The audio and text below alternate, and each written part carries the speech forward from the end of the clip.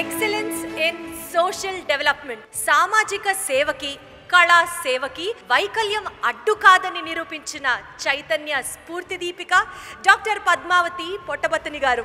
చిన్న చిన్న సమస్యలకే కుంగిపోయే ఎందరికో ఆదర్శంగా నిలుస్తున్న పద్మావతి గారిపై ఇప్పుడు ఒక ఏవి చూద్దాం.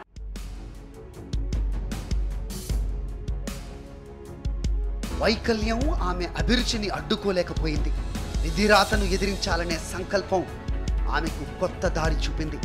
ఆవిడే పద్మావతి పొట్టబత్తిని. పసితనంలో పోలియో కబలించిన చెక్కు చెదరని మనోబలంతో తనను తాను తీర్చిదిద్దుకున్నారు.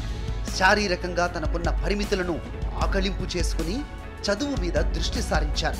కంప్యూటర్స్ కోర్సులో శిక్షణ తీసుకున్నారు. సంగీత పాఠాలు నేర్చుకున్నారు. తనలోని కళాభిరుచికి రెక్కలు తొడిగి రంగస్థల నటిగా గుర్తింపు తెచ్చుకున్నారు పద్మావతి. సత్యభామ, శ్రీకృష్ణుడు, వెంకటేశ్వరుడు వంటి పాత్రలు పద్మావతి అభినయంతో అందంగా ఆవిష్కృతమవుతాయి. దివ్యాంగుల కోసం ఒక సంస్థను ఏర్పాటు చేసి వారికి కంప్యూటర్స్, నృత్యం, సంగీతం, టైలరింగ్ కోర్సుల్లో ఉచితంగా శిక్షణ ఇప్పించి ఉపాధి కల్పిస్తున్నారు. సెన్సార్ బోర్డు సభ్యురాలిగా, నంది అవార్డ్స్ జ్యూరీ కమిటీ మెంబర్గా సేవలందించారు. భారత రాష్ట్రపతి చేతుల మీదుగా 3 సార్లు అవార్డులు అందుకున్నారు పద్మావతి. పలు జాతీయ, అంతర్జాతీయ పురస్కారాలు ఆమెను వరించాయి. రాష్ట్ర ప్రభుత్వం గౌరవ డాక్టరేట్తో సత్కరించింది.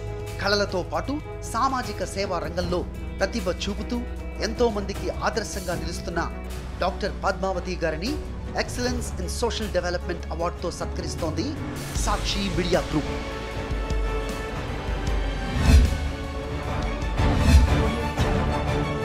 ఎక్సలెన్స్ ఇన్ సోషల్ డెవలప్మెంట్ అవార్డుని డాక్టర్ పద్మావతి గారికి అందించాల్సిందిగా ఆంధ్రప్రదేశ్ గవర్నర్ అబ్దుల్ నజీర్ గారిని అలాగే శ్రీమతి వైఎస్ భారతిరెడ్డి గారిని కోరుతున్నాం.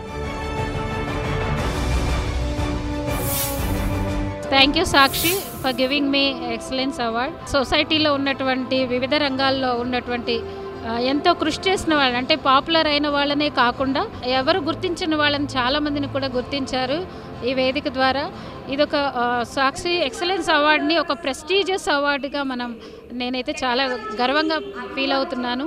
ఈ ఎక్సలెన్స్ అవార్డ్స్ని కొనసాగిస్తూ మాలాంటి ఎందరినో సమాజానికి మరింత చేరువ చేస్తున్న సాక్షి వారి యాజమాన్యానికి అందరికీ కూడా ధన్యవాదాలు తెలుసుకుంటున్నాను.